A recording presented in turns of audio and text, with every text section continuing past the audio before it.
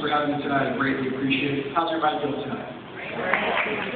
There's a good crowd. Didn't expect how many people are going to show up, but I think it's a good crowd so far. I have a lot of good candidates here tonight, and we're going to have a little bit of political discussion. It's always good. They always say we should not talk about politics or religion. Well, I think we know what our country's got to so far. When you don't talk about politics or religion, I think you come to a point where you need to start talking a little bit more. Maybe people don't talk about religion as much, but politics is definitely important in this country. Definitely is. So, what issues are we facing right now in this country? $16 trillion in debt, right? It keeps on going up over $3 billion a day. We are borrowing $3 billion a day to fund what we're trying to do in this country and around the world. So, our nation is facing the debt crisis. So, how do we face the crisis?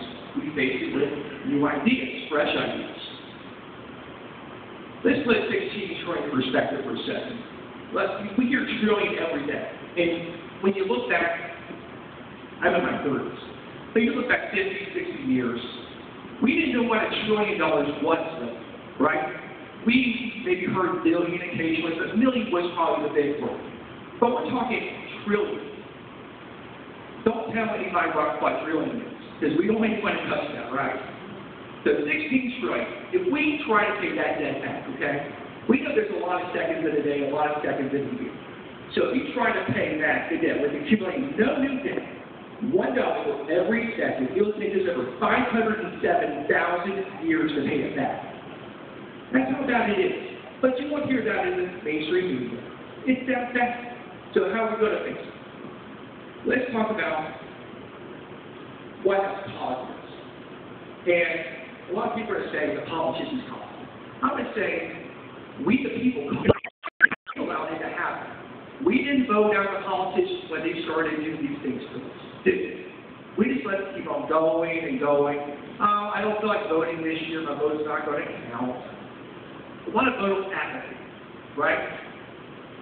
So when we look at voter apathy, and I'm not going to vote, I don't know what's going on with these politicians, I don't have enough time to go in and learn about them. Well, we didn't have the time. We're adults. Now, are we going to take a little bit more time this time? I certainly hope so. I hope this town hall meeting spreads through the community.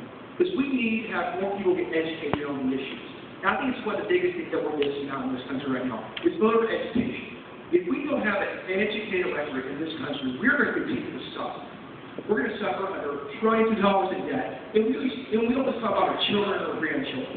Because right now, we may be suffering a little, okay, with 16 trillion in debt. Can you imagine 20 trillion in debt maybe 4 years? 22 trillion, 24 trillion? When does it stop? When did the Chinese say, your credit card's done? That's a lie. Look at Europe. Europe's having a debt crisis too. And when are they going to call business?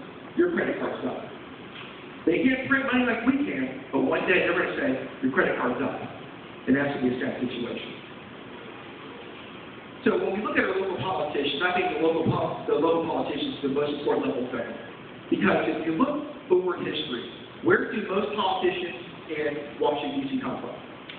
They started somewhere. They probably started at the local political level. So what we need to do really is ask solid questions of the local politicians. Question them boldly, make sure that they understand that you want answers. And if the candidates here tonight, ask them questions, get to know them, find out what they're all about. Because I feel that over these years we have not questioned our politicians wisely. Ask them questions. Even if you don't feel like the town hall meeting setting, ask them questions.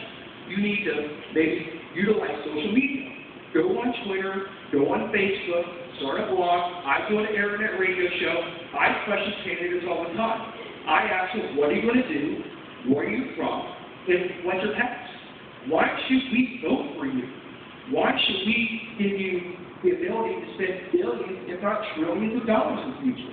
Because a lot of local politicians start local, they get elected, they get term limited, they go on to the next step.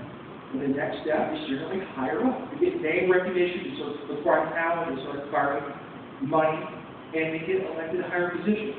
So that's why it's so important that you register to vote. Because if you don't vote, you have no say so. And they always talk about like the 1%ers. Your vote, if you make $1 or no dollars, is just as important as you have the $10 million. One vote is one vote. And don't say that person to cancel out your vote.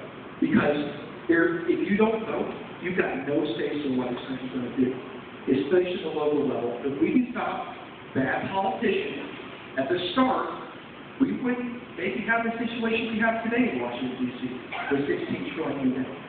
But it's a wake-up call, folks. It's a wake-up call. And if we don't get it together, I don't know what my daughter's future is going to be, or her children's future.